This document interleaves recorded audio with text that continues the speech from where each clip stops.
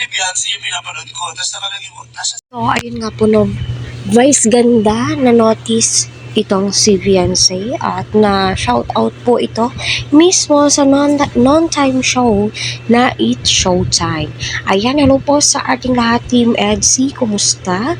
Kung hindi pa po kayo nakasubscribe sa aking channel, please hit the notification bell na din po and subscribe button. Pahingi naman din po ng karampot ninyong like. Naway patuloy po natin suportahan si Kalinga Prab, Kuya Val at ang buong team. Please don't skip ads na din po para sa ganon ay marami pa pong kababayan po natin ang kanilang malingap at matulungan. So, legit na legit po yan, napapag-usapan po ito ngayon sa ating social media account. Kahit saan po kayo magpunta ay nako, rinig na rinig at inaabangan nga daw po ni Vice Ganda itong si Beyonce.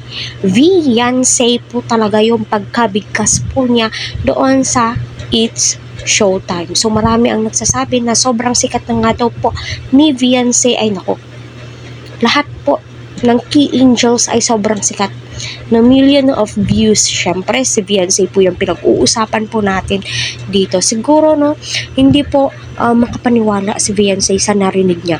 Ako nga din po, hindi nga din po makapaniwala. And syempre, bilang supporters ng Team EDSI ay sobrang saya ko nga po nung narinig ko ang pangalan ni Beyonce. So, yun na nga po, minsan lang po itong si Vice Ganda nakaka-recognize ng mga tao at never po siyang nagme-mention po dyan sa non-time show.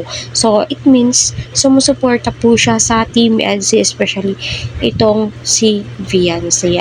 So, marami nga po ang nagsasabi na Team EDSI na sikat na nga po daw itong si Beyonce. Yes po, sikat na sikat po yan si Beyonce at ng lahat ng Key Angels. At kita naman po natin na umaapaw po yung blessings kay Beyonce. Sobrang solid nga po ng blessings, diba? Dahil po dyan sa Team Kalinga